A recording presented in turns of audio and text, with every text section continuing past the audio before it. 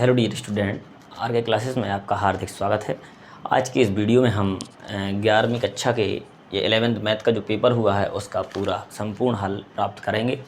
सबसे पहले इनके ऑब्जेक्ट आपके सामने हैं, तो इनको आप नोट कर लेना या इसका स्क्रीनशॉट ले लेना, और इनको नोट करने के बाद हम इसके क्वेश्चन आंसर करेंगे। तो चलिए स्टार्ट करते हैं।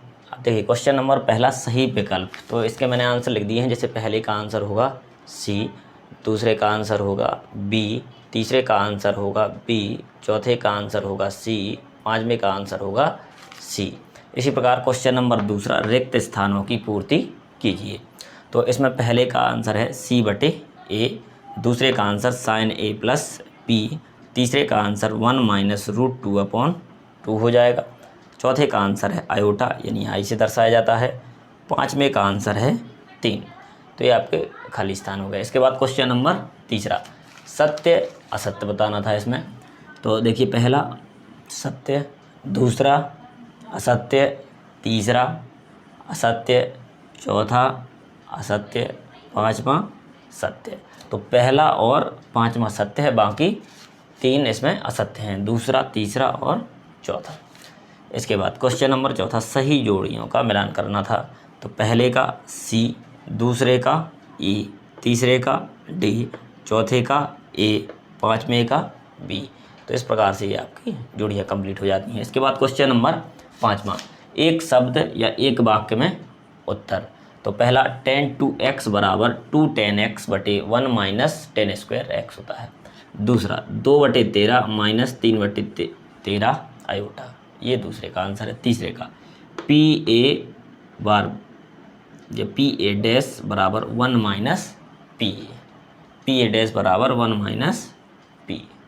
चौथा MD, M = σFIXI - M/n। पाँचवें का आंसर 1 होगा। तो इस प्रकार से ये आपके ऑब्जेक्ट कंप्लीट होते हैं। चलिए इसके बाद हम क्वेश्चन आंसर करेंगे। इसके क्वेश्चन पेपर तो आप सभी लोगों के पास है ही, तो क्वेश्चन तो हैं ही, तो मैं आप लोगों को क्वेश्चन नंबर बता के डायरेक्टली आंसर लिखवाऊंगा, ठीक है। तो आप लोग नोट करते जाइए। चलिए तो स्टार्ट करेंगे।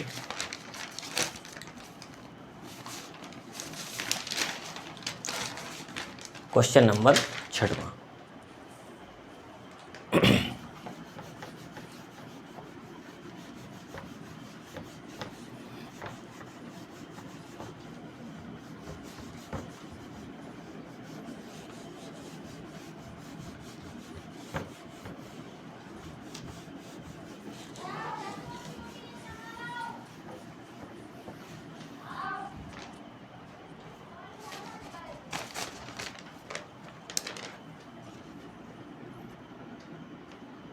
क्वेश्चन नंबर जो 6 है उसका आंसर लिखेंगे हम।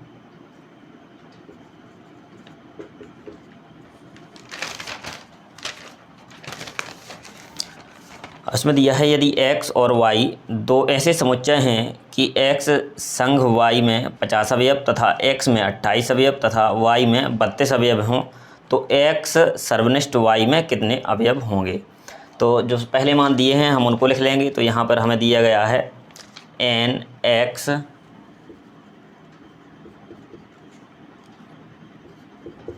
संघ y बराबर हो जाएगा 50, और x अवयवों की संख्या 50 दी गई है, तो यहाँ से हम लिखेंगे nx,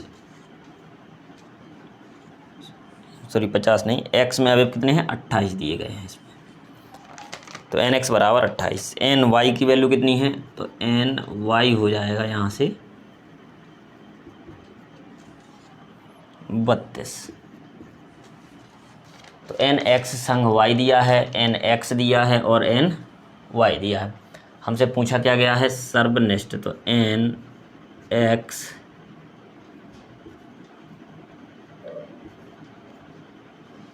nx सर्वनिष्ठ y बराबर क्वेश्चन, तो ये हमें निकालना है। तो इसका डायरेक्टली फार्मूला है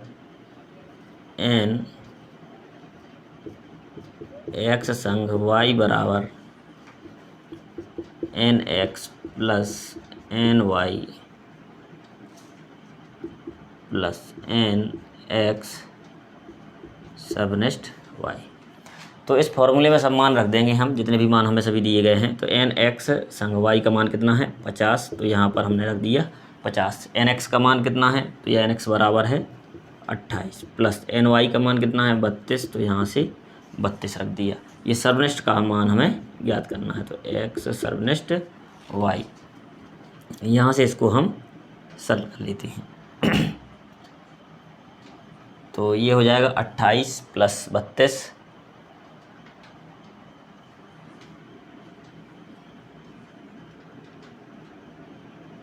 सॉरी यहाँ पर माइनस रहता है फॉर्मूले में।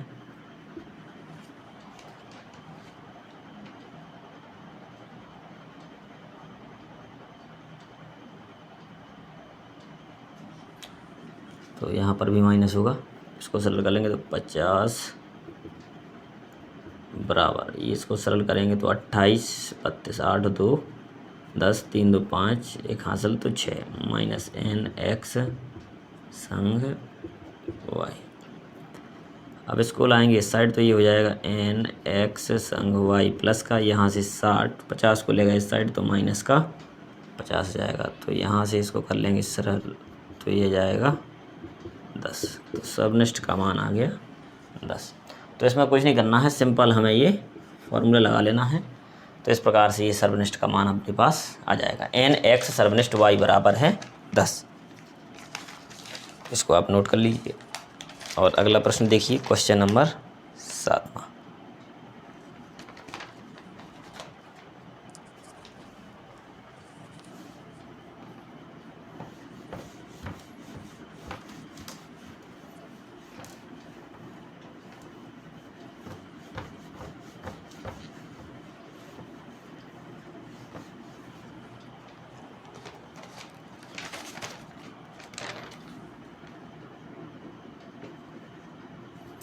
Answer number 7।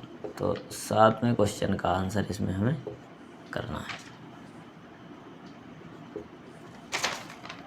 प्रश्न है वाई एच पर उस बिंदु के निर्देशांक ज्ञात कीजिए जिसकी बिंदु P से दूरी 5√2 है।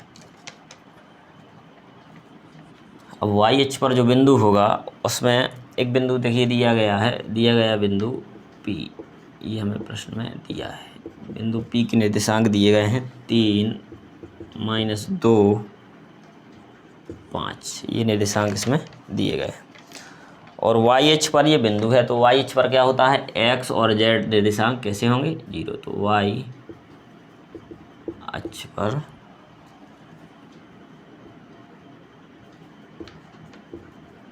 बिंदु 0 वाई 0 होगा।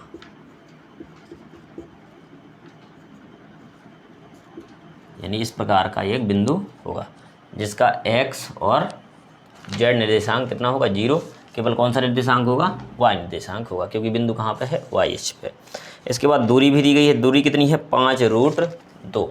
इसमें जो डिस्टेंस है वो कितनी है 5√2 है। तो इस बिंदु की इससे दूरी है 5√2। तो इस बिंदु को हम कोई नाम दे देंगे, जैसे ए नाम दे दिया इसको हमने। तो ए बिंदु हो गया 0 वाई 0। अब दूरी सूत्र लगाएंगे P और A के बीच की दूरी के लिए। तो PA बराबर ये हो जाएगा 5√2, ये डिस्टेंस इसमें दी गई है। अब PA का मान हमें निकालना है, तो दो बिंदुओं की दूरी वाले फॉर्मूले से। तो x2 माइनस, इसका फॉर्मूला होता है x2 माइनस x1 का whole square, y2 minus y1 का whole square plus z2 minus z1 का होल स्क्वायर। तो ये x2 है और ये x1 y1 z1 है, ये x2 y2 z2 है। तो अब इसमें से हम फॉर्मूला लगाएंगे, तो 0 - 3 का square plus y minus minus plus का 2 हो जाएगा प्लस 0 - 5 का स्क्वायर। और ये दूरी है इसलिए मापांक यानी हमेशा धनात्मक, और यहाँ पर आएगा 5√2, क्योंकि डिस्टेंस हमेशा पॉजिटिव होती है इसलिए इसके ऊपर मापांक लगाया जाता है। तो इसको हम सरल कर लेंगे, तो 0 - 3 यानी 3 का वर्ग करेंगे तो कितना आएगा 9। तो यहाँ से लिख लेंगे 9 प्लस y + 2 का होल स्क्वायर, तो यहाँ से आ जाएगा y² प्लस 2 का 4 हो जाएगा और 2ab, तो ये हो जाएगा 4y प्लस -5 का ये जाएगा 25 बराबर में 5√2। तो ये है अपांक के अंदर। अब इसको हम सरल करेंगे तो यहाँ से y² प्लस 4y, अब 25, 4 और 9 को हम जोड़ लेंगे तो यहाँ से ये हो जाएगा 25, 4 29, 29 में 9 जोड़ेंगे तो ये आ जाएगा 38 प्लस 38। ये है वर्गमूल के अंदर बराबर 5√2। अब ये वर्गमूल हटाना है तो दोनों पक्षों का वर्ग कर लेंगे, तो दोनों पक्षों का वर्ग करेंगे तो यहाँ से वर्गमूल का चिन्ह हट जाएगा, तो y² प्लस 4y प्लस 38 और यहाँ से इसका वर्ग करेंगे तो 5 का 25 और √2 का हो जाएगा 2। इसको सरल कर लें तो ये हो जाएगा y² प्लस 4y, 25 दूनी ये हो जाएगा 50, 50 को लाएंगे इस साइड तो माइनस का 50 बराबर 0। तो यहाँ से y² प्लस 4y, अब 50 माइनस के हैं, 38 प्लस के हैं, तो इनमें से माइनस कर लेंगे तो 50 में से 38 जाएगा तो इतना बचेगा माइनस का 12 बराबर 0। तो यहाँ से एक द्विघात समीकरण हमें प्राप्त हो चुकी है। अब हमें इसमें क्या करना है, y का मान निकालना है, तो द्विघात से हम y का मान निकालेंगे तो इसको भी हम सरल कर लेंगे। तो देखिए यहाँ से y² प्लस 4y माइनस 12 को हम सरल कर लेते हैं। तो इसके गुणनखंड करना है तो देखिए गुणा करने पे माइनस का 12 आना चाहिए और जोड़ने घटाने पे 4 आना चाहिए। तो देखिए यहाँ से y² प्लस 4y माइनस का 12 बराबर 0। इसके हमें गुणनखंड करने हैं और y के 2 मान आएंगे यहाँ से। तो अब ऐसी कौन सी संख्या हैं कि जोड़ने घटाने पे 4 आ जाए और गुणा करने पे 12। तो 12 के जो गुणनखंड होते हैं ये होते हैं 2 दूनी 4 3 12, ये गुणनखंड होते हैं। तो इन्हीं में से हमें 2 संख्याएं देखनी है। तो यहाँ से देखिए 3 दूनी 6 और 1 2 रहेगा, तो यानी 6 गुणा 2 करेंगे तो 12 भी आएगा और 6 में से 2 हटाएंगे तो 4 भी आ जाएगा। तो यहाँ से y² plus 6y minus 2y minus 12 बराबर 0। तो यहाँ से 2 की ब्रैकेट बनाएंगे तो ये आ जाएगा अपने यहाँ से y² plus 6y minus common ले लेंगे तो यहाँ से आएगा 2y प्लस 12 बराबर 0। दोनों से माइनस कॉमन ले ली, अब यहाँ से कॉमन ले लेंगे तो y यहाँ बचेगा y प्लस 6, यहाँ 2 कॉमन ले लिया तो y प्लस 6 बराबर 0। तो यहाँ से 2 गुणनखंड मिल गए हमें y प्लस 6 और y माइनस 2 बराबर 0। तो यहाँ से y के 2 संभव मान प्राप्त हो चुके हैं, एक आएगा 2, दूसरा मान आएगा -6। तो y के 2 मान हैं, एक 2 है और दूसरा -6 है। अब हमें y अक्ष पर बिंदु ज्ञात करना था तो 2 बिंदु प्राप्त होंगे, अतः y अक्ष पर बिंदु, तो यहाँ से आएगा 0 2 0 व 0 -6 0 होंगे। तो यहाँ से हमें ये 2 बिंदु प्राप्त हो गए। तो ये सॉल्यूशन है क्वेश्चन नंबर 7 का। चलिए आगे बढ़ते हैं अब क्वेश्चन नंबर 8 में।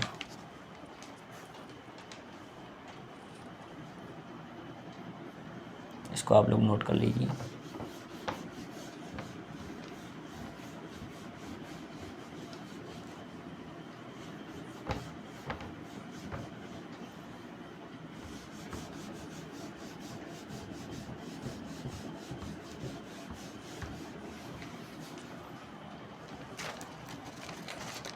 त्रिभुज का केंद्र ज्ञात कीजिए यदि उनके शीर्ष के बिंदु इतने हैं। तो क्वेश्चन नंबर 8 का आंसर, तो आंसर नंबर 8, तो इसमें हमें केंद्रक निकालना है। अब निर्देशांक त्रिभुज के दिए हैं, तो माना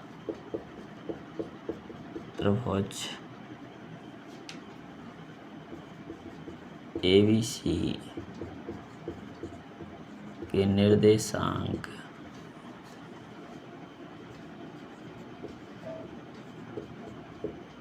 क्रमशः, अब इनके निर्देशांक दिए गए हैं तो ये हो जाएगा 1 4 -3, दूसरा बी निर्देशांक है 3 2 1, तीसरा सी निर्देशांक है -1 3 4। तो त्रिभुज ABC के निर्देशांक हमें दिए गए हैं ABC। अब इसका हमें क्या निकालना है, प्रश्न में पूछा है त्रिभुज का केंद्रक ज्ञात कीजिए। तो केंद्रक के लिए फॉर्मूला लगाएंगे। अब तीनों, अगर x निर्देशांक निकालना है तो तीनों x वाले निर्देशांकों को जोड़ेंगे, x1 + x2 + x3/3, 3 का भाग लगाएंगे। तो यहाँ से फॉर्मूला होता है x बराबर, जैसे लिखेंगे केंद्रक के लिए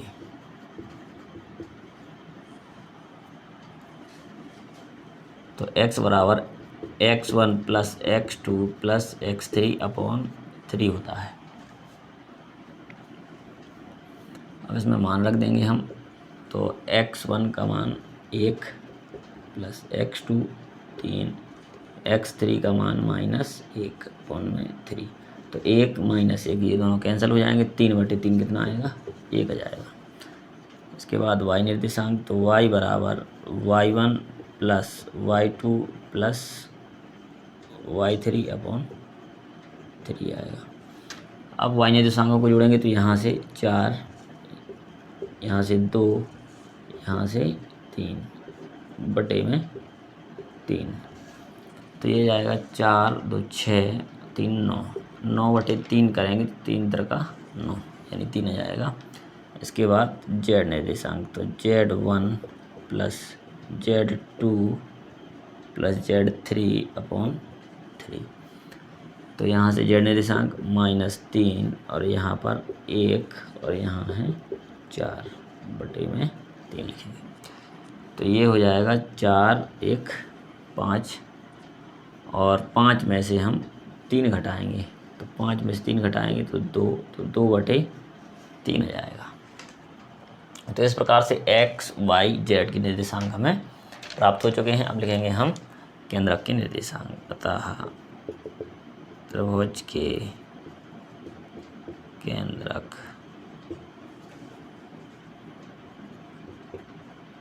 का निर्देशांक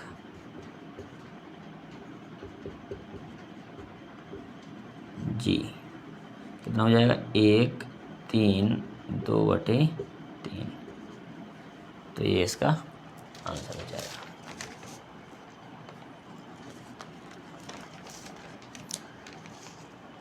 ये हो गया आपका क्वेश्चन नंबर 8 का आंसर। इसके बाद question number 9।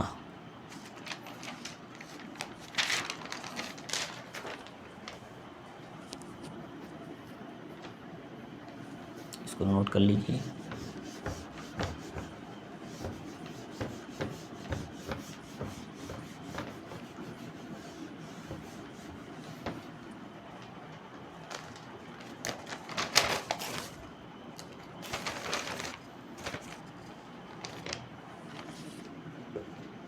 Answer number 9।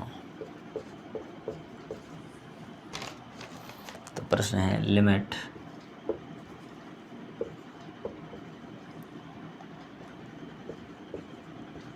(3x² - x (x² -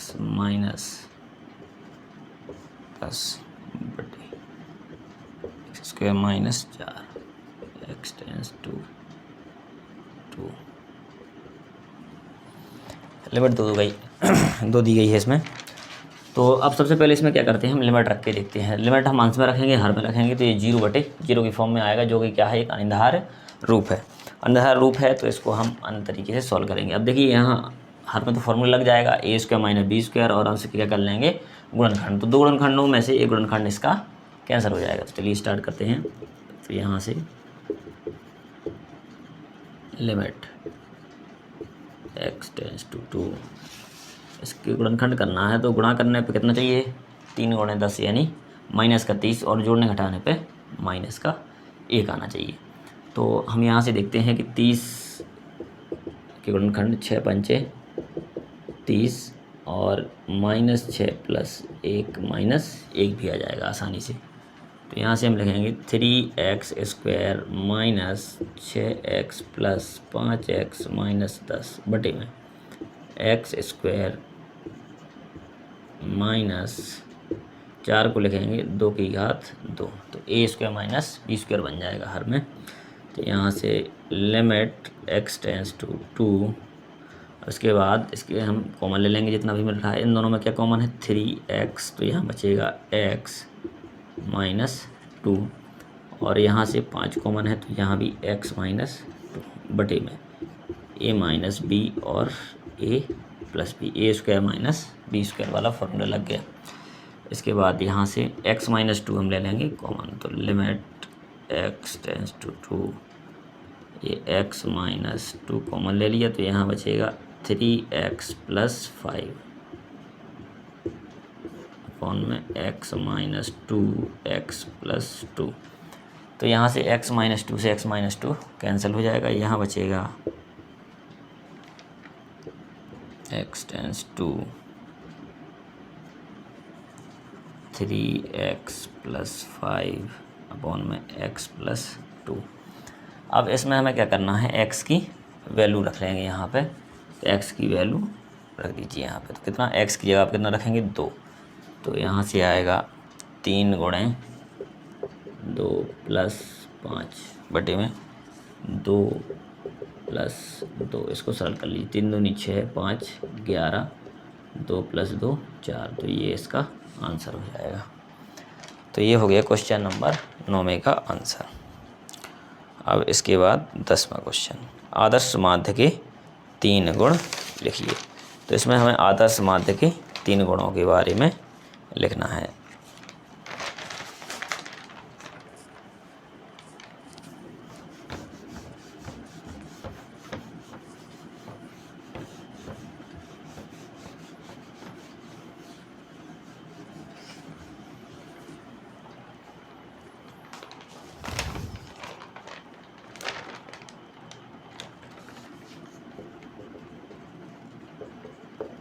answer number 10वां,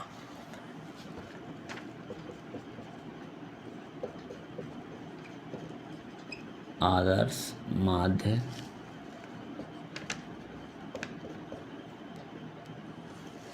माध्य के गुण।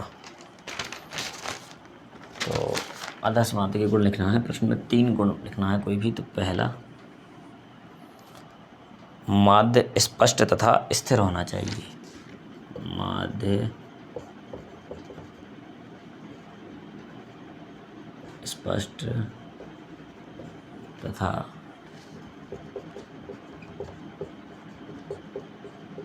स्थिर होना चाहिए। माध्य स्पष्ट तथा स्थिर होना चाहिए। दूसरा,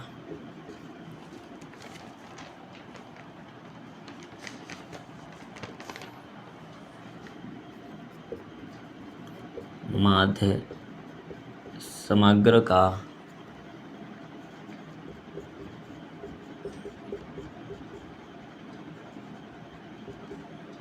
प्रतिनिधि होना चाहिए। तो माध्य समग्र का प्रतिनिधि होना चाहिए। इसके बाद तीसरा,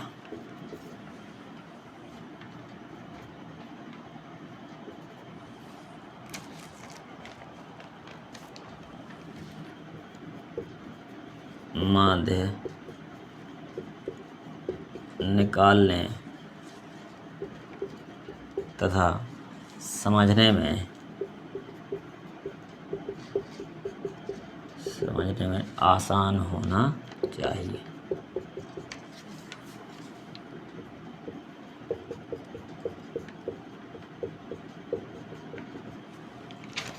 माध्य निकालने तथा समझने में आसान या सरल होना चाहिए।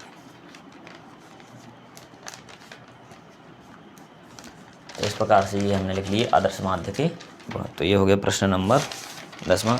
अब इसके बाद हम करेंगे प्रश्न नंबर 11वें का आंसर।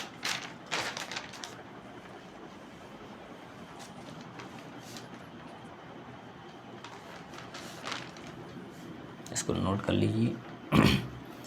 3 पॉइंट हैं इसके।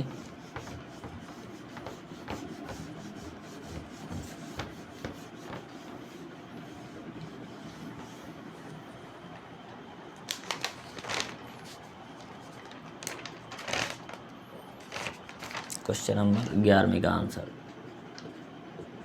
तो आंसर 11 प्रश्न है, सिद्ध कीजिए cos x प्लस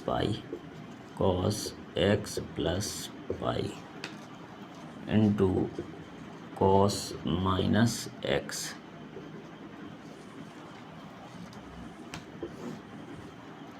और में दिया गया है sin x minus pi into cos pi by 2 minus x equal cot square x. ये हमें प्रूव करना है, यानी सिद्ध करना है। तो इसमें हम LHS ले लेंगे।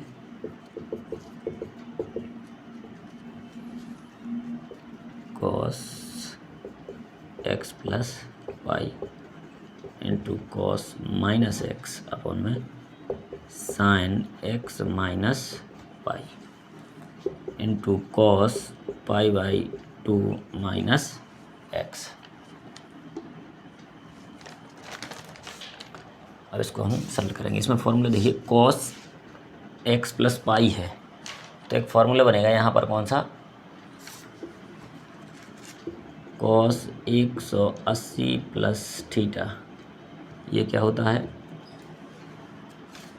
अब 180 के बाद यानी तीसरे चतुर्थांश में, तो ये हो जाएगा माइनस का cos थीटा। तो एक तो ये फॉर्मूला लगेगा।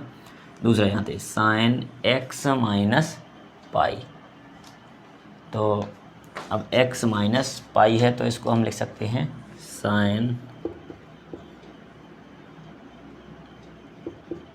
माइनस को मान ले लेंगे तो पाई माइनस एक्स हो जाएगा। तो यहाँ फॉर्मूला लगेगा sin माइनस थीटा का, तो ये आ जाएगा sin माइनस थीटा क्या होता है, माइनस का sin थीटा, तो माइनस sin थीटा।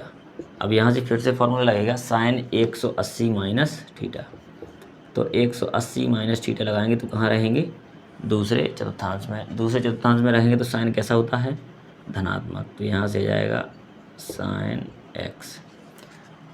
और इसके बाद cos 90 minus theta, cos 90 minus theta क्या होता है, cos pi by 2 minus x, यानी cos 90 माइनस थीटा होता है sin थीटा।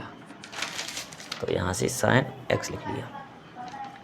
अब ये तीनों फॉर्मूले इसमें यूज होंगे, तो चलिए इसको करते हैं आगे।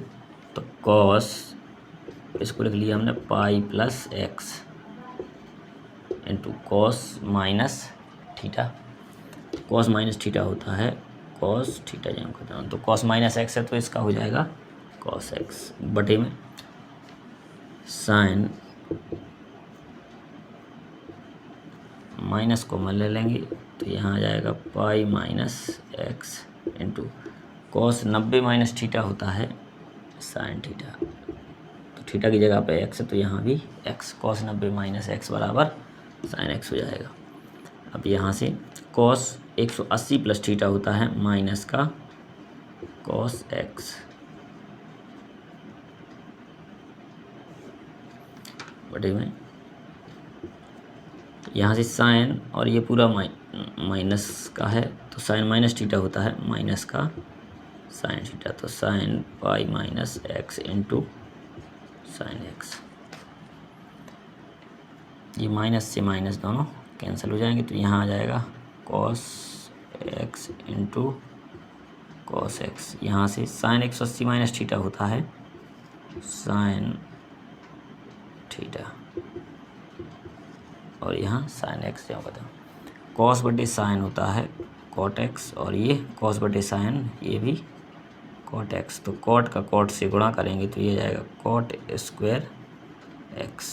तो LHS इक्वल RHS, ये हमें प्रूव करना था, तो ये सिद्ध हो गया।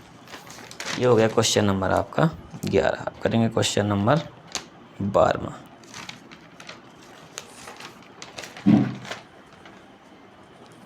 इसको नोट कर लीजिए आप।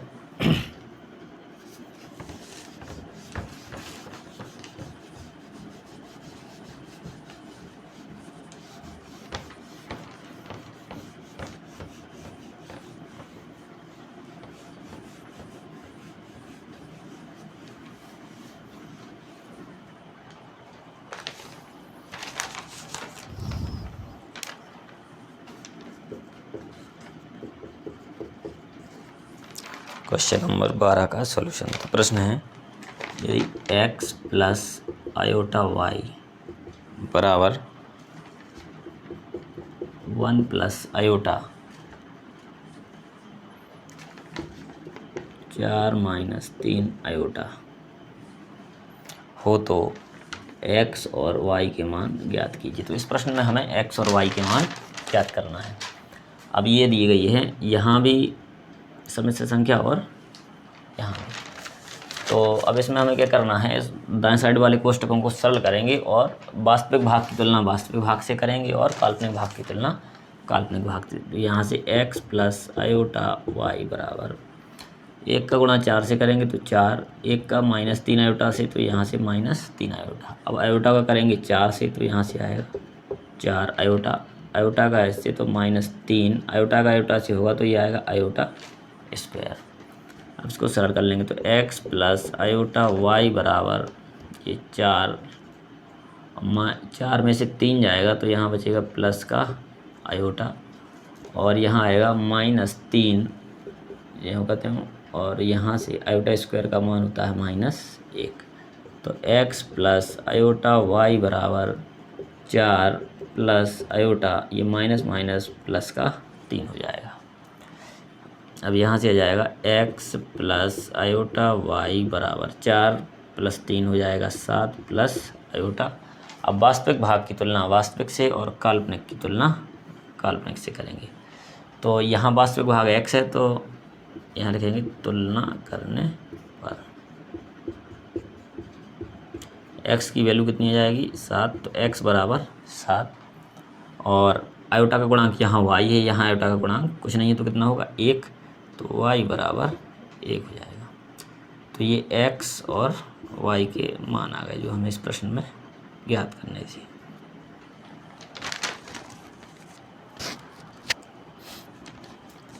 चलिए इसके बाद 12वां हो गया। इसके बाद करेंगे क्वेश्चन नंबर 13।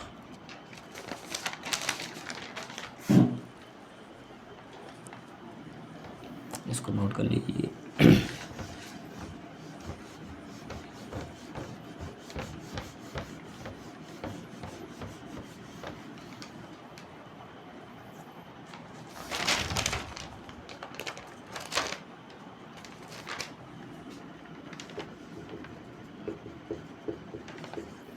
तो 13वें प्रश्न का आंसर करेंगे इसमें हम।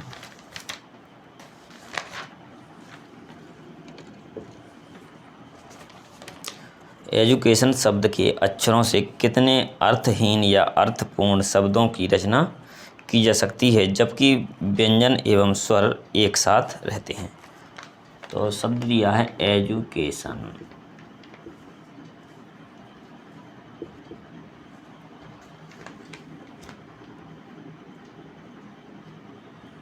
एजुकेशन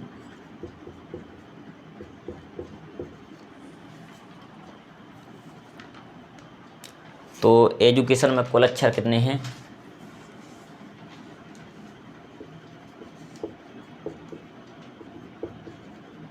कुल अक्षर हैं 8।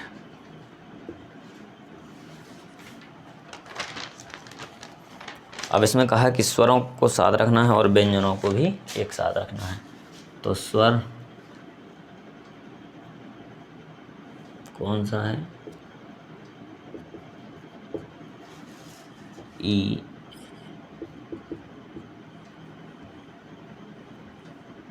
यू, ए, आई, ओ। तो ये कितने हैं? 5 अक्षर।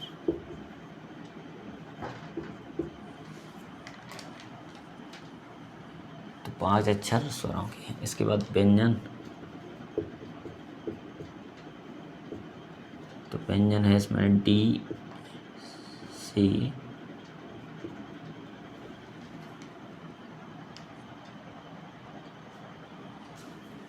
कुल अक्षरों की संख्या कितनी थी? 9 थी यहाँ पे। 1 2 3 4 5 6 7 8 9, 9 अक्षर है कुल एजुकेशन में। और यहाँ से व्यंजन कौन से हैं? डी सी टी और एन। तो व्यंजन हो जाएंगे 4 अक्षर इसके। 5 स्वर हैं और 4 व्यंजन हैं यहाँ से।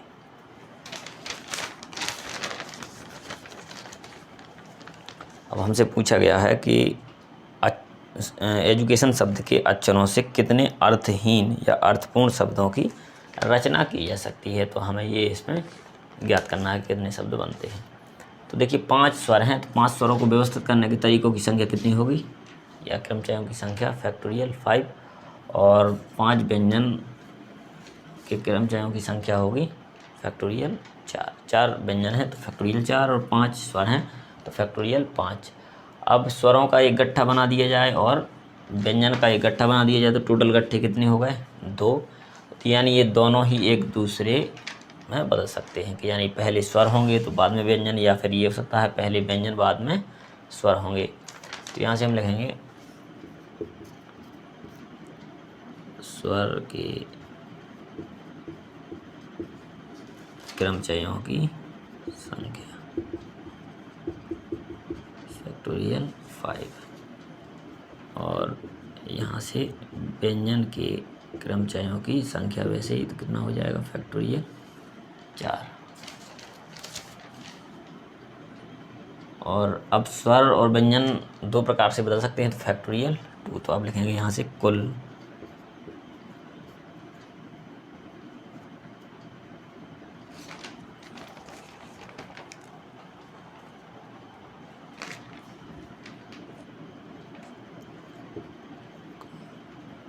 बनने वाले शब्दों की संख्या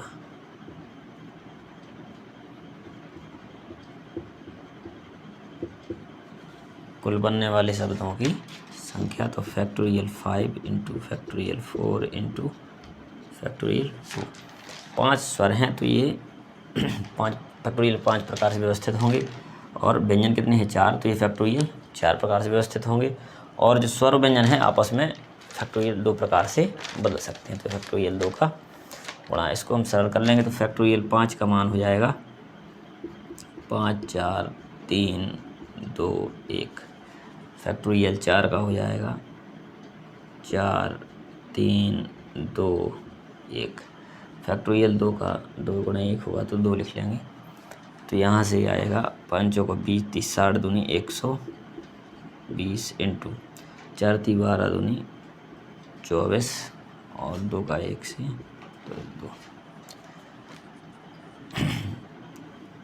अब यहाँ से सरल कर लेंगे,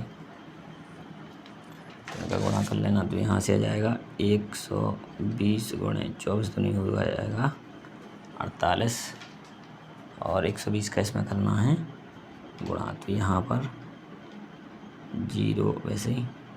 अब 12 का 8 से गुणा कर लेंगे तो कितना आ जाएगा? ये जाएगा आपका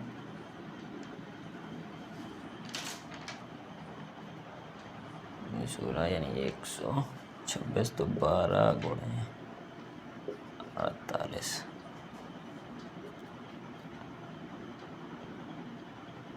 96 का 6 आएगा, और हासिल की 9। 12 चौको 48 और हासिल का 9, तो हो जाएगा 9 8 17, और ये 4 1 5, तो 57। तो कितना आएगा? 576 आ जाएगा। तो 12 8 96, 96 का 6 हासिल की 9, 12 चौको 48, 48 में 9 जोड़ा तो कितना आ जाएगा? 57 आ जाएगा। तो 576। तो यहाँ से 576 यानी 5760 इतने शब्द इसमें बनाए जा सकते हैं। तो ये हो गया क्वेश्चन नंबर 13 का आंसर। इसके बाद करेंगे क्वेश्चन नंबर 14।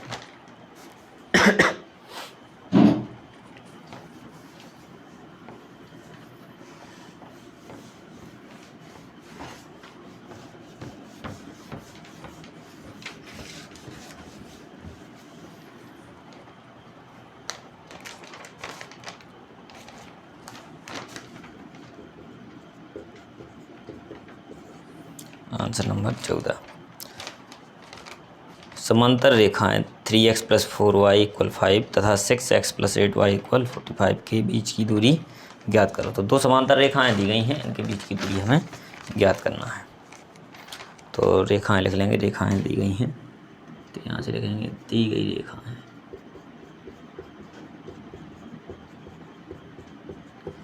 दी गई समांतर रेखाएं। तो ये हो जाएगा 3x + 4y = 5 और ये दूसरी रेखा दी गई 6x + 8y = 45। तो इस प्रकार से ये दो रेखाएं दी गई हैं। अब इनको हम सही रूप में व्यवस्थित करेंगे। रेखाओं को व्यवस्थित रूप में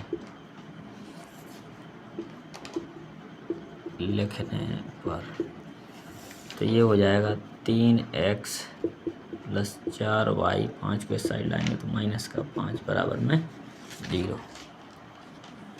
यहाँ से मान लेंगे समीकरण नंबर 1। इसके बाद दूसरी रेखा को, तो दूसरी रेखा में 6x + 8y, 45 को इस साइड लाएंगे तो -45 बराबर 0। और 2 का भाग भी चला जाएगा क्योंकि हमें जो गुणांक है एक्स वाई के, यहाँ पे x का 3 है, y का 4, तो यहाँ भी वैसे ही बनाना है। तो 2 का भाग लगा देंगे पूरी समीकरण में तो आएगा 3x + 4y - 45/2 बराबर 0, समीकरण नंबर 2। तो रेखा 1 और रेखा 2। अब इसका फॉर्मूला लगा लेंगे। रेखाओं के बीच की दूरी,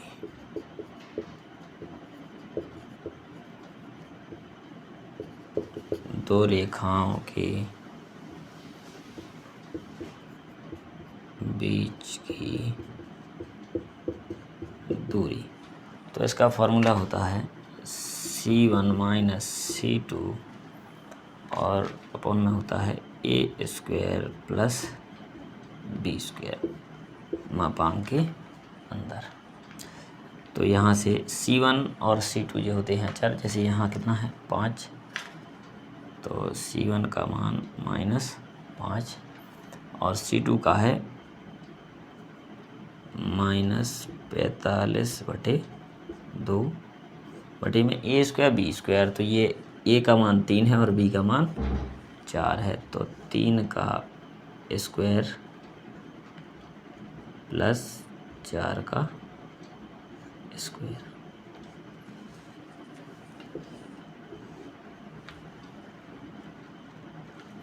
इसको सरल कर लेंगे, ये माइनस का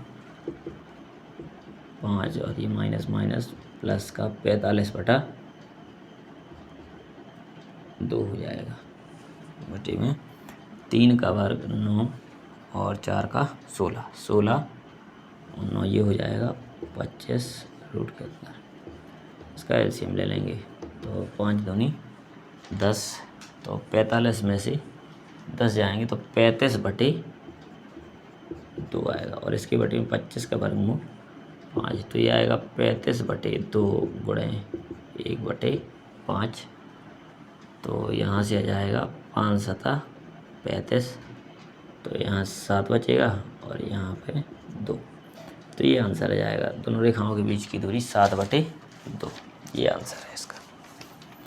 तो हो गया आपका क्वेश्चन नंबर 14।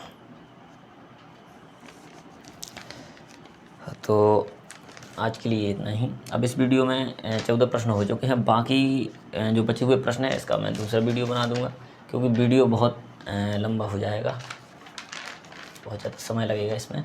ठीक है, तो आप लोग इसके क्वेश्चन कर लीजिए, बाकी दूसरा वीडियो आपको मिल जाएगा। तो इसका मैं पार्ट 2 बना दूंगा, ये पार्ट 1 नाम दे दूंगा इसको, जो दूसरा वीडियो बनाऊंगा उसको पार्ट 2 नाम दे दूंगा। तो चलिए आप लोग नोट कीजिए।